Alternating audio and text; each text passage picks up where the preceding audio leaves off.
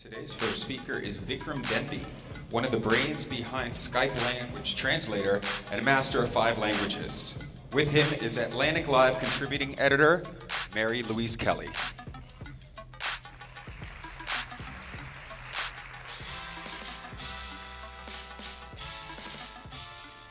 Good morning, Miami.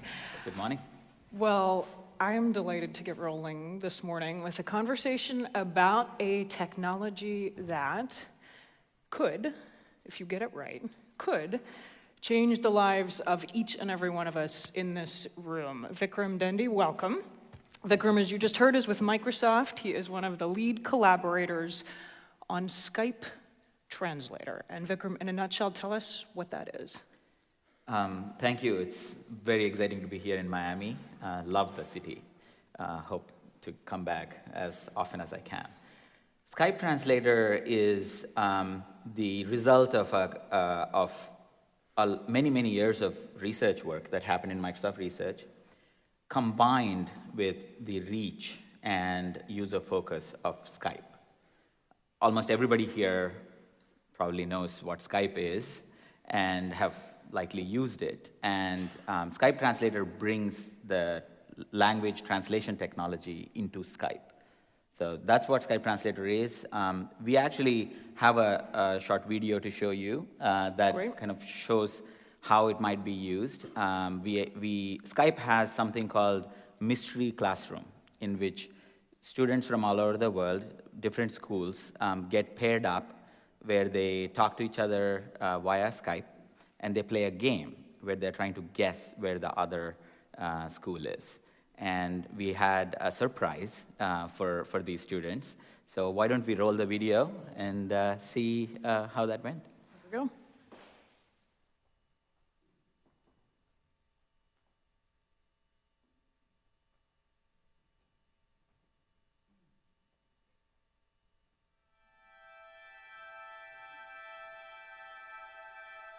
Hi, can you guess where I live? ¿Te encuentras en América del Norte? Yes. Do you live in central Mexico? Sí. ¿Te encuentras en Estados Unidos de América? Yes. Do you live in a capital city? Sí. ¿Estás cerca de Seattle? You're very close to Seattle. Are you in Mexico City? Sí. ¿Estás en Tacoma? Yes. Very good guess. Gracias. Thank you. Do you like living in Mexico City? ¿Te gusta vivir en la Ciudad de México? Aquí está muy lindo. Here is very nice. What do you do for fun? ¿Qué haces para divertirte? Voy a las playas de México. I'm going to the beaches of Mexico. I like to swim. Me gusta nadar. A mí también. Me too. Where in the world do you wish to travel? ¿A dónde en el mundo te gustaría viajar? A Rusia. To Russia. ¿Y tú? And you? Everywhere. Sería increíble algún día verte en México. It would be amazing to see you someday in Mexico. I would really like to visit you sometime. Me gustaría mucho visitarte algún día. A mí también. Me too.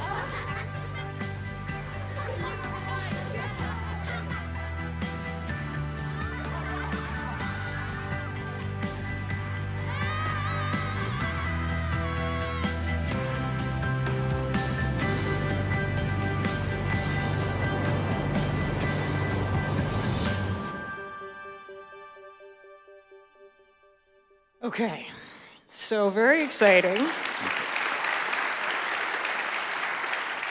The basic idea, as we just saw, most of us have made a Skype phone call, but you could be talking to someone on Skype who does not speak your language, they don't speak your language, and you're getting simultaneous live translation. This is a breakthrough because it's combining many different technologies that have been around for a number of years, but into one simultaneous live translation program. A few questions just to tick through. They're speaking English and Spanish. At the moment, those are the 2 languages that are available. Yes, we started with English and Spanish. We focused on Spanish because for many obvious reasons. And of course, from a technology perspective, we also wanted a language that we felt was at a level of quality that allowed our early adopters to work with us very closely. Can you share what languages may be coming next in the pipeline? So this is actually an interesting, just as you mentioned, this is a combination of technologies. So there is speech recognition, there is machine translation, and speech synthesis. The machine translation technology is relatively mature. It's been around for a long time. And we actually support about 50 languages there. So our goal would be to really try and expand to support as many languages as we can. There are 300 million Skype users out there from around the world. So our goal would really be to make it possible for them to talk to anybody in the world. But can you share which one might be? What are you homing in on next? We're curious. We've showed some languages. Yeah. When the CEO, our CEO Satya Nadella, first announced this and showed it off, we demoed it in German. Okay. Languages that don't use characters or that use the same alphabet, I assume, are somewhat easier, or does it matter? I don't think it matters. Okay. One of the nice things about this is it's speech. So, characters don't matter as much. They do a bit more for the machine translation, but we already support most of these languages. All right, so you're being coy on where it will go next, but let me share, it is in preview phase right now, which means I'm a Skype user, I can't use this yet. How many people are using it right now, and when can everybody here use it? So there was, of course, tremendous demand for it when it was shown off, and so within a few weeks we had over 100,000 people signed up wanting to use it. We, of course, wanted to be very careful, and I think we'll go a little bit deeper into why this is actually a very complex technology that has to be presented in a very simple way. So that was the reason why we wanted to have a set of early adopters that we could really work very closely with. So initially, we launched it as an application that runs on Windows. Okay. So you just use your Skype account and then log in. And we are sending out invites almost on a daily basis to people who have registered. So anybody could really go register and use it. And towards the end, I'll share with you a registration code that'll make it easy for you to kind of get ahead. We'll be in on the early side. I like it. That's obviously showing students speaking in a classroom setting. Who are the intended users? Right now, are you focusing more on educational application as opposed to business professional use? In fact, trying to translate for kids is actually quite difficult. And you could see some minor mistakes that it was making along the way because they have a different tone, different cadence, and so that's actually still an ongoing improvement that we're working on. The goal here is to really put it in the hands of people who are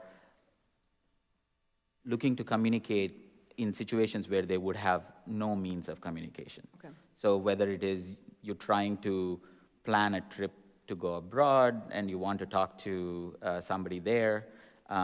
In fact, in my case, I kind of miss this technology because my wife is German, and her grandma can't speak anything other than German, and I can't speak German.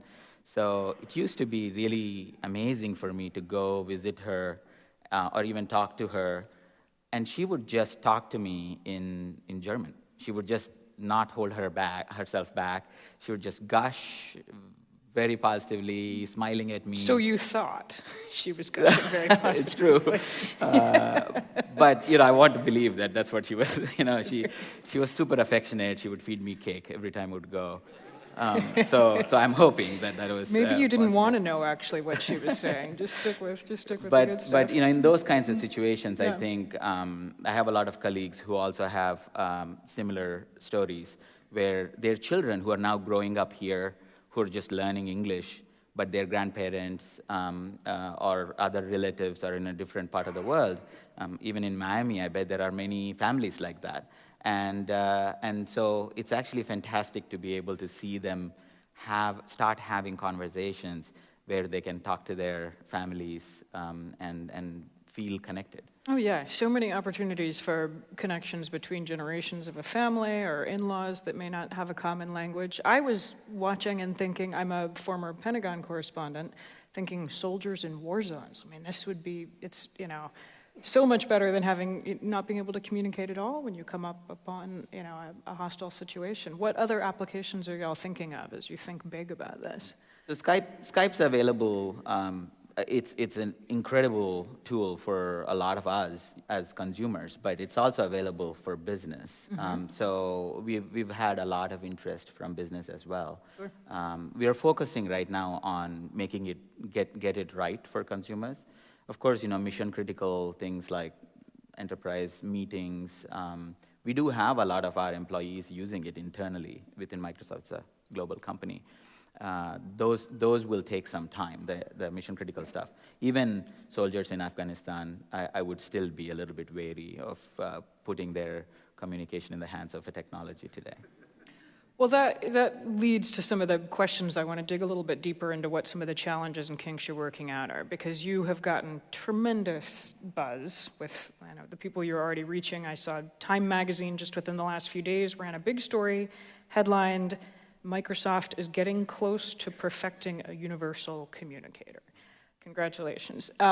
They also note some glitches, and let me let you address those. The most common criticism is it's a robot. It misses idioms and figure of speech and complicated vocabulary, just slang, or when people are kidding, it misses it. How do you fix that? Yeah, it's been fantastic to take this technology and turn it into something people could really use. And we know we have quite a way to go. The underlying technology here is machine learning.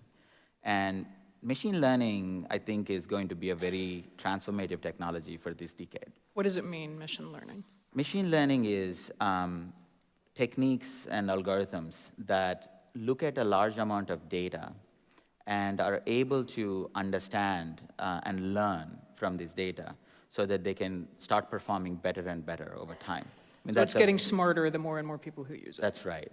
So if you look at our text machine translation system, that you can go in and type whatever you want and then it will translate it. It's what is called a statistical machine translation system. And what it's doing is it learns by looking at a ton of pre-existing translations.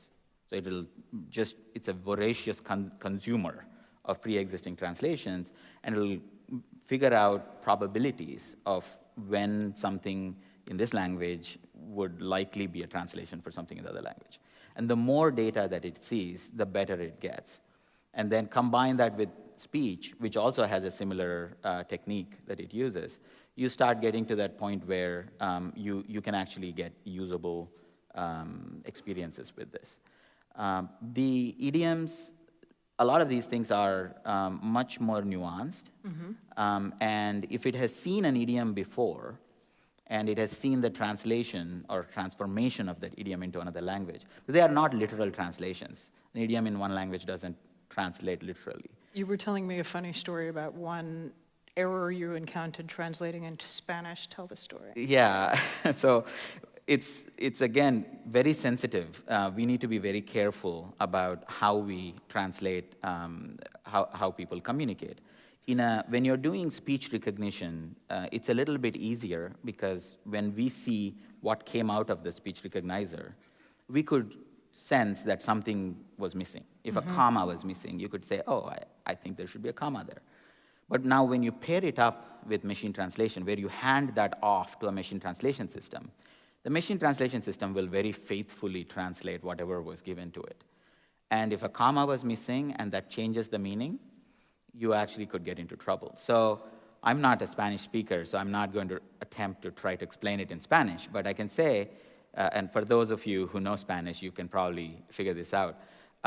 There is a sentence in which it goes something like, you have a daughter, no, she's beautiful. And that punctuation around the no, if you miss that, and it becomes, you have a daughter, no, she's beautiful. In English, it might not seem like this, but when you translate it, it can get translated to, you have a daughter who's not beautiful. So that's actually, you have to be very careful about those kinds of things. And we had to do a lot of work in combining these technologies to make sure that we address punctuation, prosody, disfluencies. There are a number of things in language that we take for granted. So let me give you a hypothetical from this week. Say I'm John Kerry, the Secretary of State. I'm negotiating with my European and Iranian counterparts trying to reach a very precise nuclear deal. Mm-hmm. It sounds like the software isn't quite yet at the stage where you would want this to be translating instead of a human. Will it ever be? Can it ever be? Is there something about the human touch that a robot is just never going to be able to replace? I think, so this is going to be an interesting debate for the long term. There is already a broader debate around artificial intelligence and how that will transform our lives. I have spent a lot of my time over the last 10 years interacting with real translators. Mm. And those that have actually come to embrace this technology and get to know about it better have often told me that they see a place for the technology and they see a place for themselves. Mm-hmm. And in many ways, there is a lot of content in the world, there's a lot of communications in the world that don't get translated today, but should be translated. And I see the place for this technology there first. I think if I was John Kerry and he wanted to use this technology, I would also take a translator with me. To get the nuance. I'm told, just as a personal note, you speak 5 languages. I do.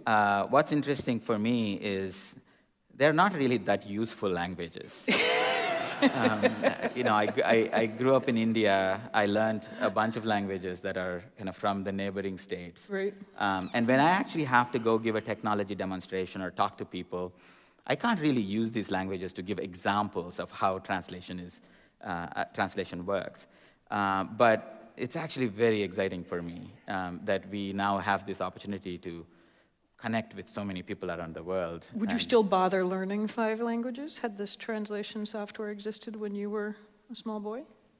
Probably. I actually find that it's helpful for me to learn the language. When I talk to people in Germany using this technology, and I see the transcription, and I'm seeing how things are getting translated, it's actually helping me get better at German. So I think it's actually pretty powerful that way too. You can communicate with your mother-in-law now. I'd love to open it up to some questions. I'm sure some of you have many questions you'd like to put to Vikram. We have one right here. We'll just pass the microphone to you over here. Hi there. Hi. Matt Waldron with the Canadian Consulate here. I'm the Trade Commissioner covering technology and advanced engineering. Very exciting to see this sort of thing going on, and especially with a bilingual country, and a country that is really throwing open the gates to a lot of new cultures, a lot of new languages. Something like this would be very useful on a governmental level. That to me is, the basic communication, get my questions answered, that sort of thing. Is that the kind of target audience you have for Skype Translator, or are you trying to get consumer to consumer first? Government audience, what do you think? Yeah, so the technology has these component pieces. So the core machine translation technology that allows you to transform documents and websites, the text translation piece is actually much more advanced. We've had it available as a web service for developers to use and for governments or anybody to actually adopt on their website or into their workflows. And we also have a really interesting tool called the Translator Hub, which uses these machine learning capabilities to fine-tune the translation to better fit your content. So if there is government content, if there is enterprise vocabulary, if there is travel or sports-related stuff that is very relevant to your organization, you can actually take that material and then use this Translator Hub to build a custom translation engine. Where it's learning words specific to the industry or field that you're working in. Interesting. That's right. Okay. And so we don't have, speech translation is not yet fully supported as part of the hub and the API. But you could, today, if you want to rely on translation in these kind of more mainstream scenarios, a lot of enterprises use it. You've seen it being used on Twitter, Facebook. They use our service. And so you could use that today. And then hopefully we'll have more to announce about how we bring speech translation into that mix as well. Okay, question over here. Hi. Hi, my name is Mary Louise Kelly, and I'm the founder of Pepe Loves Books, which is a bilingual early childhood education company. So in listening to the Spanish, it sounded like the woman was using the theta, which means the C and the Z with a TH sound, which is the Castilian Spanish. How did you all make a decision into which type of Spanish to use, or do you use various types? Great question. We do use various types. It's a machine learning system, so it really learns from all the material that it gathers, and it's basically gathering material from the web, it's gathering material from books, it's gathering material from things like the European Union proceedings. There's all kinds of different material that it gathers from. And so it might be that there will be at different times you will see it translate slightly differently. And so we are looking closely at if there are dialect-specific models that we need to provide. But so far, I think we have one Spanish, and it could be from anywhere. What about on the English side? It's got an American accent. It would presumably be translating quite a few words differently if you programmed in the Scottish accent. Is that something that will come? Yeah, so voices are, again, a very interesting area. You could see that for the kids, the voice was not a kid's voice. It was an adult female voice. And we have some really, really interesting research that's happening in our China lab that's on voice synthesis. In fact, one of the demos that we had given about 3 years ago had people speaking in their own voice. We actually had technology that allowed you to kind of fine-tune the synthesized voice to sound like you. So more to come in that space. One more quick question over here. Hi, Jason Ibarra, Startup Grind, Miami, amongst other things. In our programming, I always try and get lessons from the entrepreneurs that or technologists that we interview, and carry those lessons forward. And I think sometimes, we may think of an idea and we oversimplify it. So we could oversimplify your project in saying, real simple, voice to text, text translator, text to voice, boom, we just stitch these things together, we're done. Do you have any advice for us for reading between the lines and stepping back from that oversimplification and assessing a problem before we get into it? Love it. This is my favorite question. This was the attempt. This is how people actually thought about this problem for a long time. Even in large companies, small companies, it didn't matter. I think everybody thought, we can just string together these 3 black box technologies and we'll get a speech translator. But there are a lot of nuances. I think, Mary Louise, you've spent some time in Pakistan, and in order to go and talk to people, you've had to take a translator with you. And there is a lot of very nuanced communication that is continuously happening when you're talking to somebody. You're looking at how they are reacting to what you're saying. People are very used to instantaneous responses. You say something, and the other person might even start talking before you finish. When you bring this technology into that type of experience, it's very different. You start seeing that you have to wait until it finishes translating. Sometimes the other person might understand what you said even before the translation actually kicks in, because it's a very common phrase. And then they start speaking, in which case it suddenly starts clashing with the audio. So there are actually a tremendous amount of nuances that are part of this. And when we do user studies and we've sat with people using this, we've learned a lot and had to fine-tune the experience quite a bit. For entrepreneurs who are really looking at making this available or are working on things like this, My formula is to look at three things. Think about discomfort, think about detail, and think about dialogue. So discomfort is about making sure that you actually, if you're not uncomfortable while putting together what you're putting together, you are not pushing far enough. You need to be a little bit uncomfortable. You need to be looking at where the discomfort is for you as well as for your users. And so that encourages you to actually go beyond what everybody else is doing. The second one is detail. Paying attention to detail is incredibly important. And so for us, we pay attention to all kinds of nuanced stuff that you wouldn't even think about as a user. So things like microphones, and how today for Skype Translator you use a headset, because that's how you get the most accurate translation. But you could call somebody who is not using a headset. They might be on a phone. So we actually have some of the top speech scientists listening and doing experiments on how various microphones react to this. So paying attention to that kind of detail is actually really important. And then finally, dialogue. So this is dialogue, right? We are having a conversation about this technology. We have that conversation all the time with our users. And that's also why setting context with these users and continually paying attention to your users is very important. Well, I know we're all dying to try it. I certainly am. And we will close with a quick invitation. We can all go try it tonight. So I mentioned that I wanted all of you to have an opportunity to try it. And so Microsoft has an innovation center in Miami. It's actually the first innovation center in the US is in Miami. And this is located in Venture Hive, which is not too far from here. And I have a slide that will that has some detail on that location.